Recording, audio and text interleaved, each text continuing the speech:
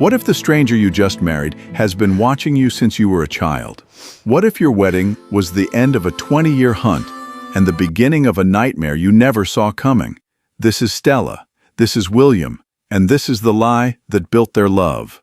Stella Hartley had stopped dreaming at 28. In a town where women were married by 18 and buried by 40, she was already a ghost walking. The diner where she worked 12-hour shifts paid her just enough to rent a room so small she could touch both walls with her arms outstretched. Every morning, she walked this same boardwalk. Every morning she saw the same faces, the blacksmith, the preacher, the saloon girls who pitied her. And every morning she told herself the same lie. Tomorrow will be different. But tomorrow never came. It just brought more dust, more dishes, more silence. Until the day he arrived. A man who would look at her like she was the only sunrise he had ever seen. A man she did not know. A man who had already loved her for 20 years. William Cross bought the old Thornton Ranch for twice its value, paid in gold, no questions asked, no negotiations. The town whispered he was a fugitive, a killer, a man with blood on his hands and a past he'd buried in a shallow grave. But when he saw Stella through that window, when the morning light caught the auburn in her hair, his hand trembled. This was not the hand of a killer. This was the hand of a boy who had been starving for 20 years, finally seeing bread. He didn't want her fortune. She had none. He didn't want her youth. She was exhausted. He wanted something far more dangerous. He wanted the woman who had once given him a cookie when he was a starving, beaten 17-year-old farmhand. And he had waited 2 decades to ask for more. Outside, Stella felt eyes on her. She turned. Their gazes did not meet, not yet. But something passed through that cold morning air, a current, a warning, a promise.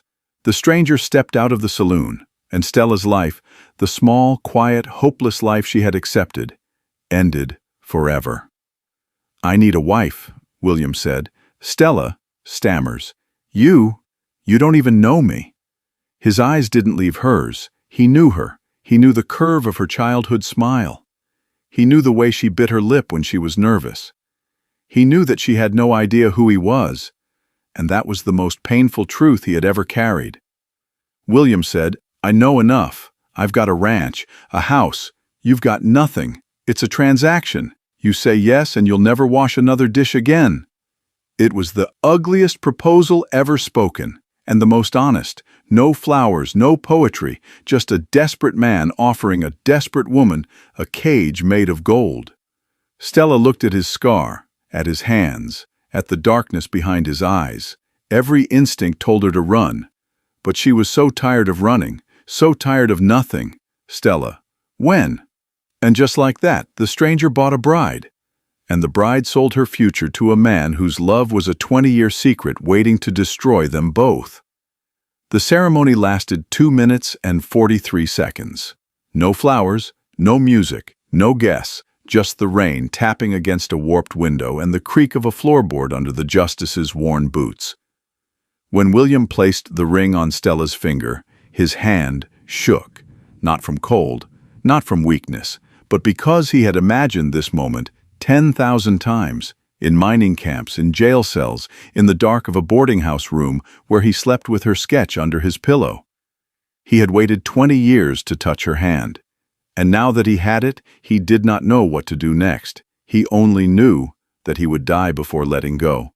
Stella saw the tremor, she saw the scar on his jaw, she saw a man who looked at her like she was a ghost returned from the dead, and she whispered a question she would ask herself every night thereafter. Who are you, really? William Cross. 20 years earlier, he was not William Cross. He was William O'Malley, the son of a drunk who worked Stella's father's land. He was 17, starving, and covered in bruises his father had given him for dropping a bushel of wheat. He sat in that wheat field, convinced he was invisible, convinced he would die in that town, forgotten, buried in an unmarked grave. And then she came running. Young Stella spoke. "Don't be sad, mister. Angels watch over the sad boys. Here, my mama made cookies." Returning to present. She was 8 years old. She did not know his name. She never asked. But in that single moment, a starving boy decided 2 things. He would survive, and he would spend the rest of his life trying to become worthy of that cookie. He left town that night, dragged away by his father. He never got to say goodbye. The house was perfect, too perfect. Lace curtains, a roaring fireplace, a kitchen stocked with food she had only dreamed of. William gave her everything except access to the room at the end of the hall. He gave her keys to the pantry, to the stable, to the garden shed. But this door had a lock that gleamed like it was bought yesterday. New iron, fresh oil. A lock meant to keep something, or someone, trapped. At night she heard him moving inside, soft footsteps, the scratch of a pen on paper, sometimes whispers, words she could never quite catch. She told herself it was storage, old saddles, mining equipment, nothing she needed to see. But her dreams told her otherwise. In her dreams, the door was open, and behind it stood a younger version of her husband, crying, holding out a cookie, begging her to remember. Curiosity became her new master, and curiosity, once awakened, never sleeps. On the third night, he caught her there, standing in the hallway, her hand on the lock. He did not yell, he did not threaten. He simply appeared behind her, silent as smoke, and placed himself between her and the door. William clenched his jaw. Stella does not flinch. What's in there, William? Nothing you need to concern yourself with. Stella. It was the first lie he told her as his wife, and she knew it. She saw the terror in his eyes, not the terror of a man hiding a crime, but the terror of a man hiding a wound. Behind that door were 20 years of letters he never sent, sketches of her face drawn from memory, aged from childhood to womanhood. A lock of her hair he had found caught on a fence post the day he left, a shrine to a love that had never been spoken.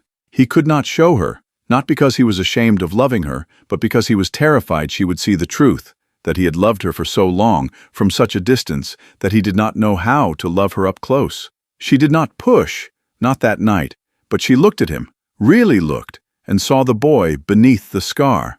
And something inside her began to crack. She was baking bread when the door burst open. Flour hung in the air like a suspended cloud, and standing in the frame, silhouetted against the afternoon sun, was a ghost she had buried 5 years ago. Caleb Hartley, her younger brother, the boy she had raised after their parents died.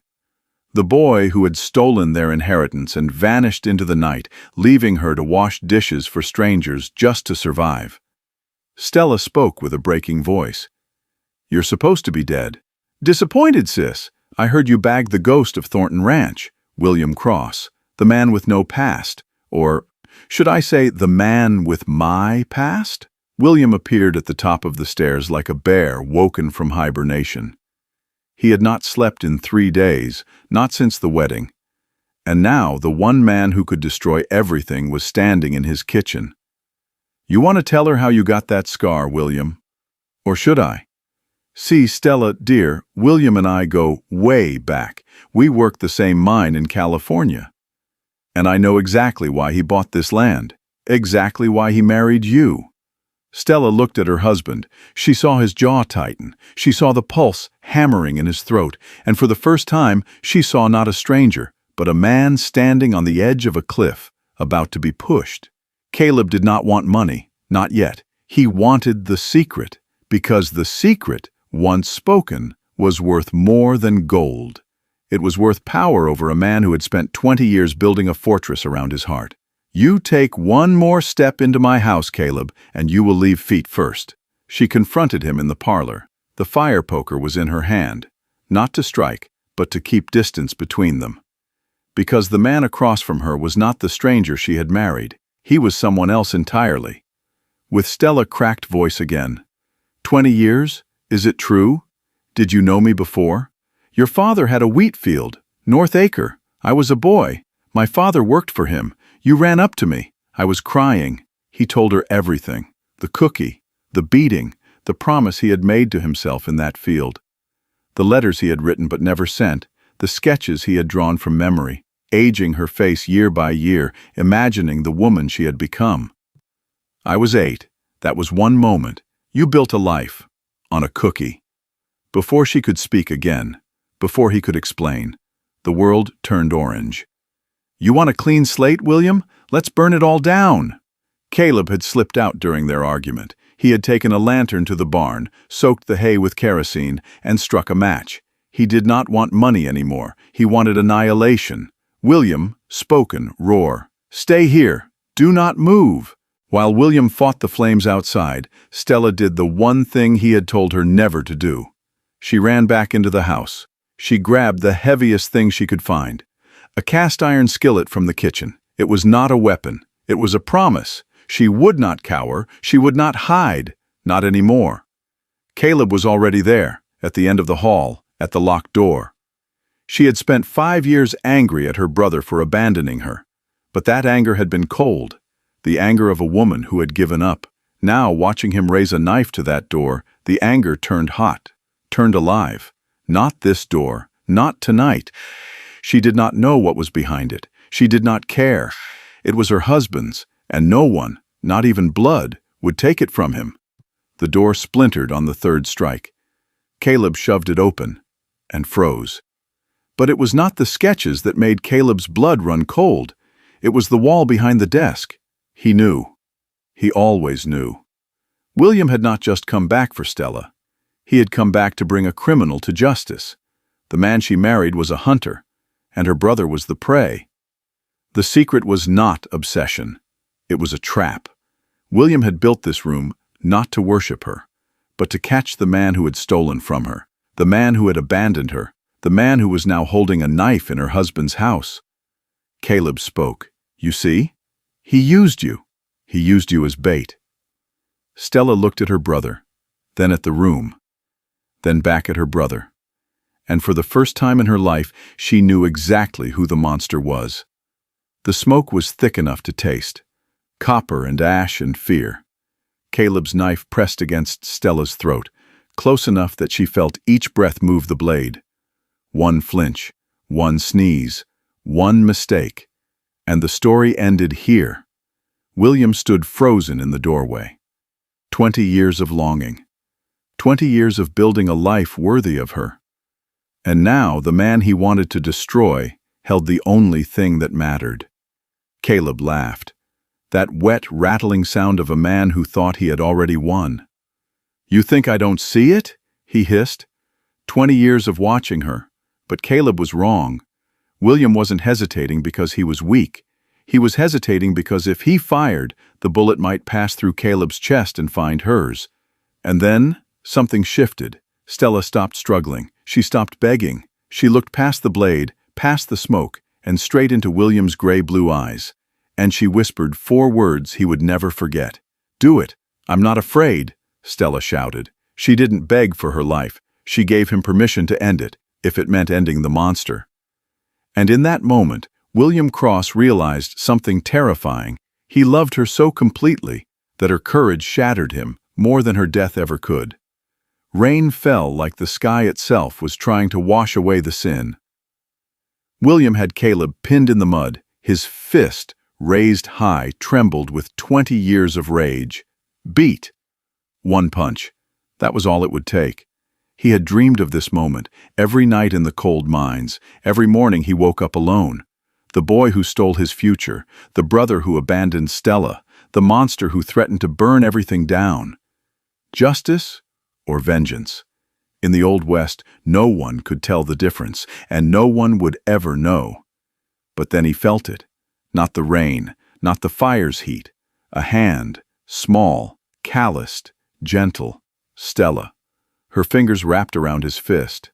She wasn't pulling him back. She was holding him, anchoring him to the man he wanted to be. Not the man the world had made him. "Stop," she said. 1 word, not a command, a prayer. And William Cross, who had never been saved by anyone except a little girl with a cookie 20 years ago, finally let go. He didn't kill Caleb that night. He chose her mercy over his vengeance. And in that choice, he became not the stranger she married, but the husband she could one day love. The fire was dead, but the silence between them was louder than any explosion. Stella had seen William fight a man twice his size. She had seen him stand in flames to save a horse, but she had never seen him look small. Until now, he stood in the mud like a boy waiting for a verdict. The scar on his jaw seemed deeper in the dawn light. The blood on his collar was dry. He was magnificent and broken all at once. She looked at the wagon. The road was clear. She could be on the train by noon. She could go back to the diner, back to the boarding house, back to being nobody. But nobody wasn't an option anymore. Not because of what he had done, but because of what she had felt. The key was cold in her palm, heavy, older than the house itself. William had given it to her an hour ago. No explanation, just the key, and a single sentence. "When you're ready to hate me, open the door." The key was cold in her palm, heavy, older than the house itself. William had given it to her an hour ago. No explanation, just the key, and a single sentence. "When you're ready to hate me, open the door." She looked back at him. He didn't move, didn't speak. His face was in shadow, but she could see his hands trembling. The lock turned with a sound like a bone breaking. 20 years of silence ended in one click. She pushed the door open. The air inside was cold, still, like walking into a grave that had been waiting for her. The room was empty. Almost. No shrine, no obsession on the walls. William had stripped it bare. He left only one thing: a wooden chest. Old, scorched on one corner from the fire. She knelt. Her fingers traced the burn marks. Inside, the letters. Hundreds of them. Every year, every birthday, every Christmas. All the words he never had the courage to say. And on top, a new one, dated just yesterday. She unfolded it. Her hands were shaking now. Stella, reading, voice breaking. "Stella, you asked me to stop being a stranger. So here is my name. William Cross, formerly William O'Malley. The boy you saved. I don't know if you can love me. But I am done hiding. I am yours, every broken part." She looked up. He was standing in the doorway, not hiding, not turning away, just waiting. She walked to him. 3 steps, 4. The floorboards creaked under her feet. He didn't move. He had spent 20 years chasing her. Now he let her come to him. She stops inches from him. She reaches up, takes his calloused hand, and places it over her heart. She took his hand. The same hand that had loaded a revolver. The same hand that had pulled her from a fire. She placed it over her heart. He felt it beating, fast, alive, for him. "Stella, you were never a stranger. You were just waiting for me to catch up." He pulled her close. And for the first time in 20 years, he breathed. They say the Old West was built on gold and gunpowder. But this one was built on a cookie, a 20-year wait, and a love that refused to die. Sometimes the stranger you marry is the one who knew you best all along.